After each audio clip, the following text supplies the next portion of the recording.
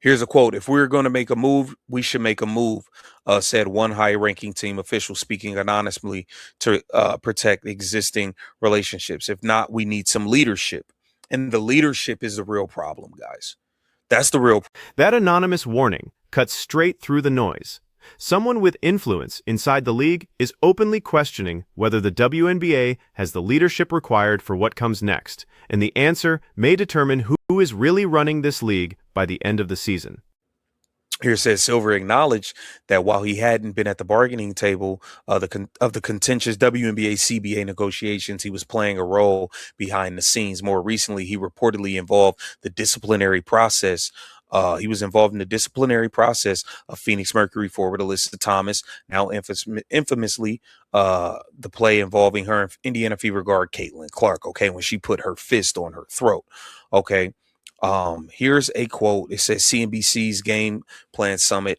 On if they asked Adam Silver about it, he said, "I'm not going to comment on that because I don't think it's fair to Caitlin and to Kathy either. That's the real issue here." So he indirectly told you, yes, he had to step in. Listen carefully to what Adam Silver did not say. When he was asked about reports that he became involved in the disciplinary process surrounding the incident between Alyssa Thomas and Caitlin Clark, he refused to confirm the details. But he also did not shut the report down. Instead, Silver said that commenting would not be fair to Clark or Kathy Engelbert. That is not proof that Silver personally overruled Engelbert, and it should not be presented as proof. What it does show is that the NBA commissioner is being publicly questioned about a WNBA disciplinary decision involving the league's biggest attraction. The controversy has moved beyond a routine debate over one foul, one suspension, or one player. It has reached the person who appointed Engelbert in 2019. And later, we are going to examine the detail that makes Silver's involvement much more significant than one isolated disciplinary case. Because the real issue is not whether he made one phone call. It is whether the WNBA's structure has already made him the final authority whenever the pressure becomes too great. And courtesy of the New York Times. Here it says the WNBA's business is thriving, so why can't Kathy Engelbert escape criticism? Here it says Kathy was at the center court inside Barclays Center when the Liberty beat the Aces in a mid-season tournament. After her job title, she took the mic to congratulate the team and was drowned out almost entirely. Okay, she was getting the hell booed out of her. Okay, and that wasn't the first. Kathy Engelbert being booed during a major league event was not just an uncomfortable television moment. Commissioners are booed in professional sports all the time. Fans boo Roger Goodell at the NFL draft. NBA crowds have booed league officials. That reaction alone does not mean a commissioner is about to lose her job. The difference is the environment surrounding Engelbert. She is not being criticized by only one angry fan base. She has faced public complaints from players, skepticism from media members, criticism over officiating, pressure connected to collective bargaining negotiations, and repeated questions about how the league has handled its sudden explosion in attention. That is what makes the boos meaningful. They became a visible symbol of a much deeper credibility problem. The WNBA is attracting larger audiences and more national discussion, yet the person leading it appears increasingly disconnected from several groups that are essential to the product: players, fans, team officials, and even some people who cover the league. A commissioner does not have to be popular. The job is not a popularity contest. But the commissioner does need enough institutional trust to manage disputes before every disagreement becomes a public crisis. Right now, too many controversies are escaping the league's control and becoming bigger than the basketball itself. While there's seemingly no shortage of players other than team employees willing to complain publicly about day-to-day decision-making within the league, Engelbert's overall job security remains too hot for most to handle. While The Athletic spoke to a dozen sources around the league for this story, all almost refused to comment for publication, even anonymously. What they did do is provide a holistic view of the situation that Engelbert and the WNBA now find. That passage from The Athletic may be the most revealing piece of the entire discussion. Reporters spoke with approximately a dozen people around the league, but nearly all of them refused to speak publicly, even with anonymity offered. That silence can be interpreted in different ways. It could mean Engelbert's position is more secure than the criticism suggests. It could mean team officials do not want to damage working relationships during an important business period. It could also mean people inside the WNBA are frustrated but uncertain about who has the authority to make a change. Whatever the explanation, the reluctance matters because healthy organizations usually have clear channels for internal criticism. When concerns cannot be resolved privately, they eventually leak into interviews, anonymous quotes, social media posts, and public confrontations. That is when a leadership problem turns into a brand problem. The WNBA is entering a period in which every decision carries more weight than it did several years ago. More viewers are watching. More sponsors are paying attention. National networks are building programming around the league. Ticket demand changes dramatically depending on the teams and players involved. Mistakes that might once have disappeared after a 24-hour news cycle can now dominate sports media for days. That growth requires a different level of crisis management. The league cannot operate like a small organization while enjoying the attention of a major one. It needs consistent discipline, clear injury communication, credible officiating systems, professional media strategy, and leadership capable of separating legitimate criticism from internet outrage. Right into things. So we all know the first half of the WNBA season, obviously for Caitlin Clark fans, was riddled with, back injury and, just non-clarity on her day-to-day, game-to-game situation. 1 minute she's playing normal, the next minute she's on a minutes restriction. The minutes restriction never comes off. Then she's off. I mean, it's just been a circus. Caitlin Clark's season has become the clearest example of that communication failure. The public has repeatedly received incomplete or changing information about her health, availability, workload, and restrictions. A player can absolutely move from normal minutes to a limited role as symptoms change. Injuries are not always predictable, and teams are entitled to protect sensitive medical information. But confusion grows when the explanations do not appear consistent.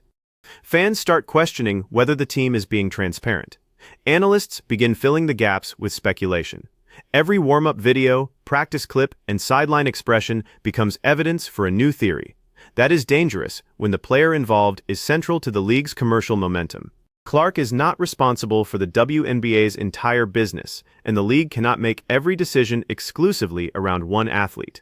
It still has established stars, championship teams, emerging rookies, international talent, and passionate local fan bases. However, pretending Clark's impact is ordinary would be equally dishonest. Her presence changes television interest, ticket demand, media coverage, and the intensity of public debate. That means the WNBA has two obligations at the same time. It must avoid giving one player unfair competitive treatment while also recognizing that decisions involving that player will receive extraordinary scrutiny. Strong leadership would establish clear standards before the next controversy. What information must teams provide about injuries?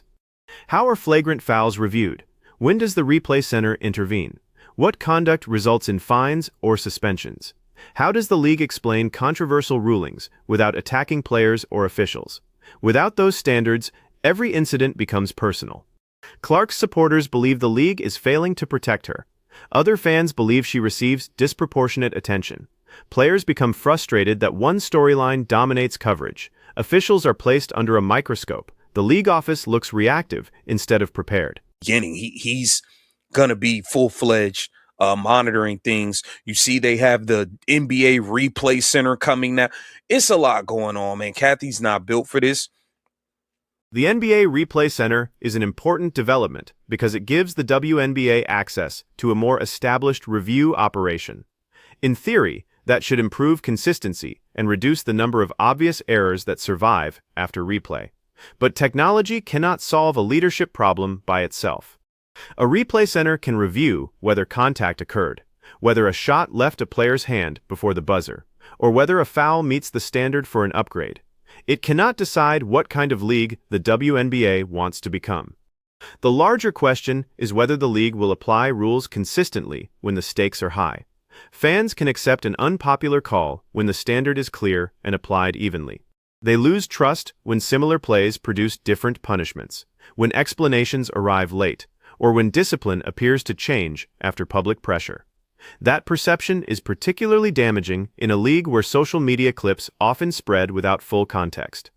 A 10-second replay can make a normal basketball collision look malicious.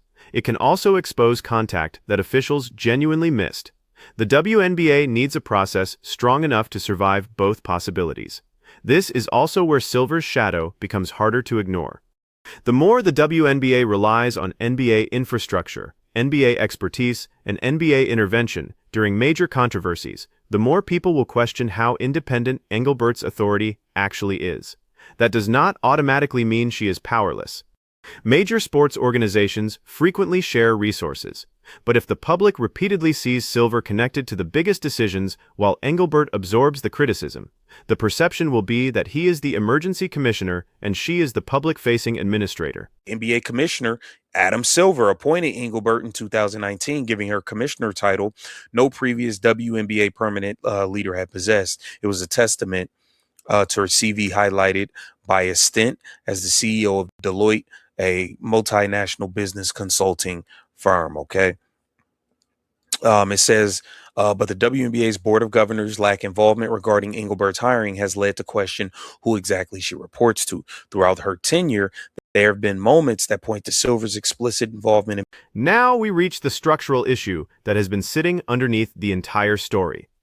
Adam Silver appointed Kathy Engelbert in 2019, and her position was presented as a major step for the league. She arrived with significant corporate experience, including leadership at Deloitte, and she became the first permanent WNBA leader to hold the commissioner title. Her business credentials were not invented. Under her tenure, the WNBA has expanded its commercial visibility, attracted investment, negotiated major partnerships, and positioned itself for growth. Any fair evaluation has to acknowledge that. It would be inaccurate to claim that nothing improved before Caitlin Clark arrived. But corporate growth and sports leadership are not identical skills. A commissioner must manage owners, players, coaches, officials, broadcasters, sponsors, and fans, all while protecting the integrity of competition. The job requires political judgment, public communication, and the ability to make unpopular decisions without losing control of the message. The reporting also raises a basic governance question. Who does Engelbert ultimately answer to? The Board of Governors has authority within the league, but the WNBA remains closely connected to the NBA. Silver appointed her, and recent reports have pointed to his involvement in major business or disciplinary matters. That creates ambiguity. When the WNBA succeeds, Engelbert is presented as the commissioner who led its growth. When the league faces a crisis, Silver is asked whether he stepped in. When labor negotiations intensify, he acknowledges a role behind the scenes. When discipline becomes controversial, his name enters the conversation again. This is the real reason the speculation about intervention will not disappear. It is not based only on fan frustration or one hostile article. The structure itself makes it reasonable to ask whether Silver has become more active because the WNBA is now too valuable, too visible, and too politically complicated for the NBA to treat as a distant operation. Professionally now, you have a worldwide international superstar in Caitlin Clark. This is the opportunity for you to legitimize as a league. What was pulled at All-Star Weekend, that trash game the last 2 years, somebody's got to step in and get this. Caitlin Clark's arrival has accelerated the timeline for every major decision the league was eventually going to face. Expansion, media rights, player compensation, charter travel, officiating investment, roster rules, marketing strategy, and labor relations were already important. Clark did not create those issues. She made them impossible to postpone. That distinction matters because some of the commentary surrounding the WNBA becomes too simplistic. One side claims the league owes all of its success to Clark. Another side reacts by minimizing her impact to protect the accomplishments of everyone who came before her. Both positions miss the bigger picture. The WNBA had a foundation before Clark. Players such as Aja Wilson, Breanna Stewart, Diana Taurasi, Candace Parker, Sue Bird, Maya Moore, and many others helped build the league's credibility. Teams developed loyal audiences. Women's college basketball expanded. Social media made player personalities more accessible. Investments in broadcasting and sponsorship created an environment capable of capturing a new wave of attention. Clark then arrived with an enormous audience and converted that momentum into a commercial surge. She did not build every part of the structure, but she dramatically increased the number of people walking through the door. The commissioner's challenge is to keep those people without alienating the existing audience or the players who built the product. That requires more than placing Clark in advertisements. It requires protecting the quality of the games, improving officiating, creating compelling rivalries without allowing them to become toxic, and ensuring that other stars receive meaningful promotion. The all-star product becomes relevant here. An exhibition game does not have to resemble a playoff battle, but it still has to entertain.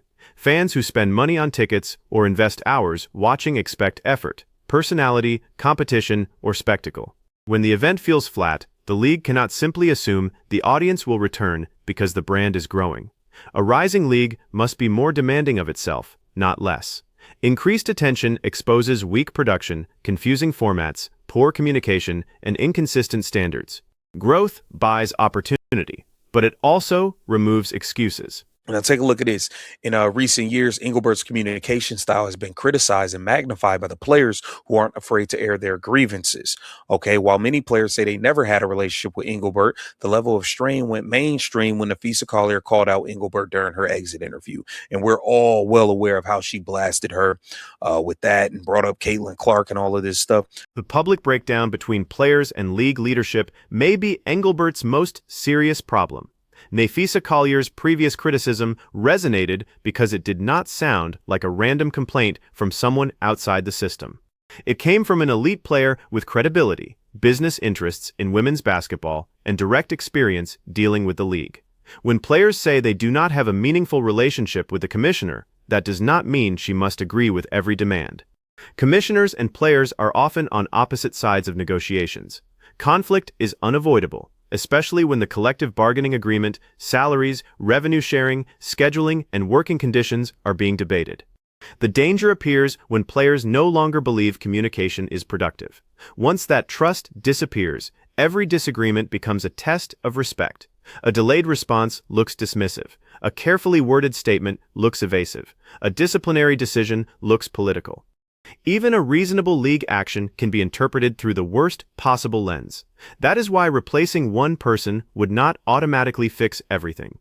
A new commissioner would inherit the same structural conflicts. Players want a larger share of expanding revenue.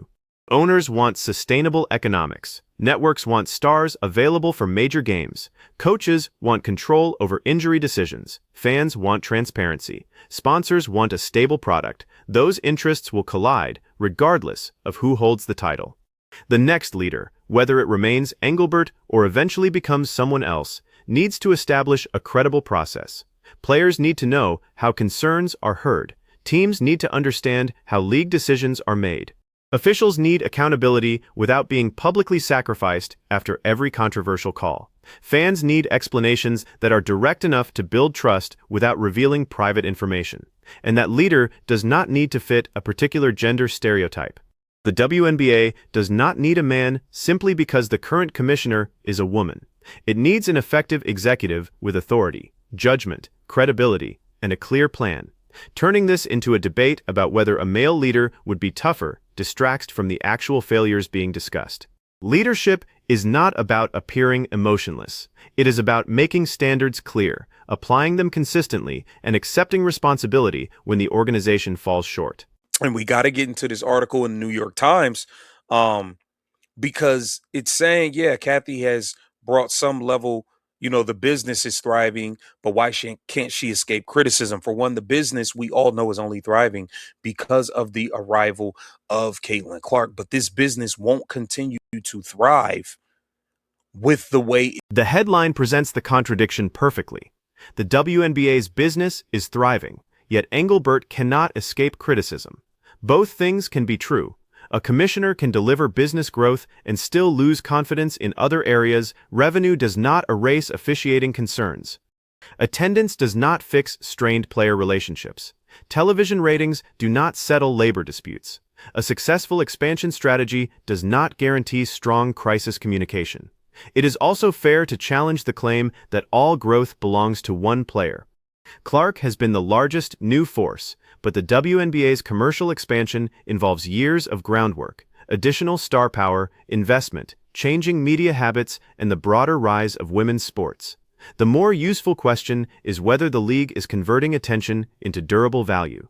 Are first-time viewers becoming long-term fans? Are they learning about teams beyond Indiana? Are other stars becoming more recognizable? Are arenas improving the experience? Are broadcasts telling better stories? Are sponsors investing beyond Clark-related games? Are young viewers connecting with the league as a whole? Those are the measurements that will determine whether this moment becomes a permanent transformation or a temporary spike. This is where Engelbert's defenders have a legitimate argument. Removing a commissioner during rapid expansion could create instability. Leadership transitions can disrupt negotiations, relationships, and long-term projects. Anonymous dissatisfaction does not necessarily represent the majority of owners. Public criticism can be louder than private support. There is also no verified announcement that Adam Silver plans to remove Engelbert or formally take control of the WNBA. Any claim that he is definitely preparing to replace her goes beyond the available evidence. But the absence of an announcement does not make the pressure imaginary. When league officials anonymously question leadership, players publicly criticize communication, crowds boo the commissioner, and Silver's involvement becomes a recurring subject, something inside the organization is clearly under strain. The decision may not be between firing Engelbert immediately and doing nothing. Silver and the Board of Governors could redefine responsibilities, strengthen the league office, add experienced basketball executives, overhaul officiating operations, improve public communication, or give Engelbert clearer authority and accountability. That kind of intervention would be less dramatic than a removal, but potentially more important. The biggest organizations rarely announce that a leader has lost influence. They reorganize, they create new positions, they move decision-making into committees, they add oversight. The title remains while the power changes. It is Kathy Engelbert clearly cannot handle the job. And I believe that this is the time Adam Silver is about to step in. The signs have been pointing that way. He clearly inserted himself on the Caitlin Clark, Alyssa Thomas thing, which tells you the commissioner doesn't have a real pulse on it. And the lack of professionalism that has been shown on the court and off the court throughout the first half of the WNBA season can't really continue through the second half, and it permeated all the way through All-Star break, and Adam Silver is ready to step in and stop. And now we can finally address the central question. Is Adam Silver actually preparing to step in? Based on the public information discussed here, there is not enough evidence to say that Silver has decided to remove Kathy Engelbert or personally run the WNBA. That conclusion would be speculation. What the evidence does support is a narrower but still significant answer. Silver already appears more involved in high-stakes WNBA matters than many casual fans realize. He appointed Engelbert. He has acknowledged activity behind the scenes in collective bargaining discussions. He has been questioned about reported disciplinary involvement. The NBA Replay Center is becoming part of the WNBA's operational solution, and league insiders are openly debating whether stronger leadership is needed. So the intervention may not be a future event. It may already be happening gradually. The title of commissioner can remain unchanged while oversight increases. Engelbert can continue making public appearances while major decisions receive more NBA review. Silver does not need to hold a press conference and declare that he is taking over. He only needs to become the person who is consulted whenever the issue is too sensitive, too valuable, or too damaging for the WNBA office to handle alone. That arrangement might stabilize the league temporarily, but it would also create another problem. If Engelbert is publicly responsible but privately limited, accountability becomes impossible. Fans will blame her for decisions she may not fully control. Players will not know which office has final authority. Team officials will communicate through informal channels. Silver will influence outcomes without being the day-to-day face of the consequences. A professional league needs a clear chain of command. Either Engelbert has the authority to lead and receives the resources necessary to do it, or the NBA and WNBA must clarify who makes the final decisions. The second half of the season will provide several tests. Officiating controversies will continue because they occur in every league. Clark's health and availability will remain major stories. Competitive tension will increase as teams fight for playoff positioning. Labor negotiations will shape the future economics of the sport. Every major disciplinary ruling will be compared with the ones that came before it. If the WNBA responds with faster explanations, more consistent enforcement, better replay outcomes, and stronger communication with players, Engelbert can begin rebuilding credibility. If the same confusion continues, the calls for Silver to intervene will become louder, and eventually the Board of Governors may be forced to address her position directly. The league cannot control every controversy, and it should not attempt to remove all personality or conflict from the product. Rivalries help sports. Strong opinions help sports. Players speaking honestly can create interest. The goal should not be to make the WNBA quiet. The goal should be to make it credible. That means separating basketball rivalries from personal harassment. It means distinguishing legitimate criticism from unsupported allegations. It means protecting players without creating a different rulebook for stars. It means promoting Clark without treating the rest of the league like supporting characters. It means listening to veteran players while recognizing the new audience transforming the business. Most importantly, it means understanding that rapid growth can hide weak leadership only for a limited time. When ratings rise and arenas fill, executives often receive credit. But success also increases expectations. The audience becomes less forgiving because it has more invested. Sponsors expect professionalism. Networks expect reliability. Players expect compensation that reflects the value they create. The WNBA has reached the point where "we are still growing" cannot answer every criticism. Growth is no longer merely the goal. Managing growth is now the job. Cathy Engelbert deserves credit for the business achievements made during her tenure. She also deserves scrutiny for the communication failures and leadership questions that have accumulated around the league. Adam Silver should not escape scrutiny either. If he has the authority to intervene behind the scenes, then he shares responsibility for the structure producing this confusion. This cannot become a situation where Engelbert receives every public attack while Silver receives credit whenever the NBA helps solve a problem. Accountability must follow authority. So now the choice belongs to the people governing the league. Do they believe Engelbert can restore trust with stronger support and clearer standards, or has the WNBA reached a point where new leadership is necessary? Tell me which side you are on. Should Cathy Engelbert remain commissioner and be given the opportunity to fix these problems? Or should Adam Silver and the Board of Governors make a major change before the league wastes its biggest growth opportunity?